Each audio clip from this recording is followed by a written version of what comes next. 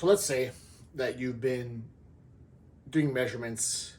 Let's say you've been weighing in at least daily because you're looking at your trends. Let's say you're doing your measurements on the weekends, circumference measurements. Maybe you're even taking photos, right? Let's say that for 3 weeks, you're not seeing a downward trend anymore. And it doesn't mean that it pops up, it goes down, pops up, it goes, that's good. That's because the trend is moving in the right direction, right? So let's say you keep measuring, weighing in daily, measuring weekly, and you wait 2 or 3 weeks to see if this change picks up again, because maybe it was a little bit of a stall, and you're not seeing changes in your inches or your weight in your bi-weekly or daily measurements. Because if you're seeing a change in any of those two, then you're seeing change and we're not changing anything. Let's say you're not seeing change after 2 or 3 weeks. What do?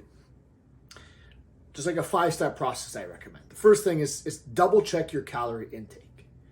Are you in a deficit?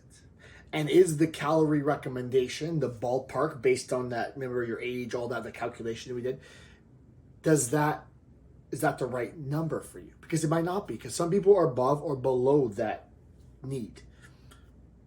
And a good 20% of the population is above or below that line. So maybe it's that. Maybe it's the calorie intake is not the right measurement for you. Or perhaps the second thing to check is your consistency. Are you hitting 24 out of 30 days? Are you 80% on your plan? And if the answer is no, you know what you need to improve. It's your consistency more than anything else. So let's assume your calorie intake is proper, you're consistent. The next question is, are you accurate? Are you still using MyFitnessPal to track your calorie intake? Because maybe there's some lack of accuracy there. Maybe you're using MyFitnessPal, but you're not weighing the food. Maybe you're not tracking those bites and licks and tastes that you're having from your family's meals, or as you pass by, you're preparing the dinner for everybody, you're sort of nibbling. Or maybe it's the weekend calories that are throwing things off. The question is to ask yourself, is the accuracy the problem? And it doesn't mean that you always need to be 100% accurate, weighing every little ounce. But if you're not seeing the changes and if you've checked off the first 2 items, then maybe this is the thing.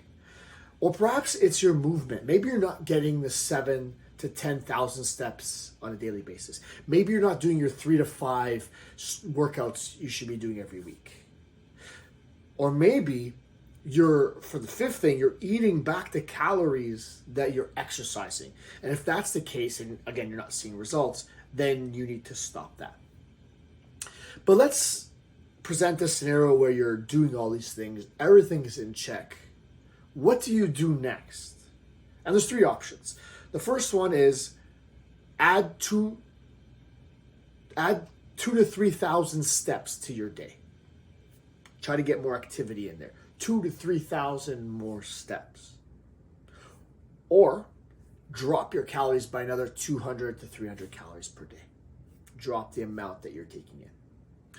Or, and most people don't like hearing this, but sometimes this has to be said, has to happen, is take a diet break.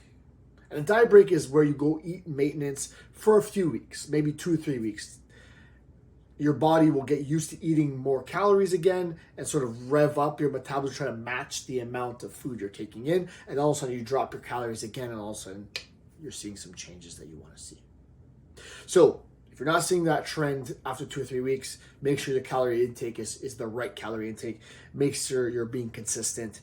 Make sure you're accurate in your measurements. Make sure you're moving enough.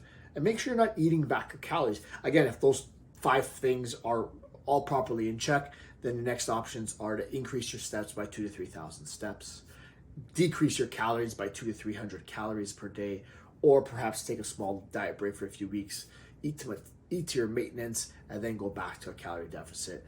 And you should see some changes at that point.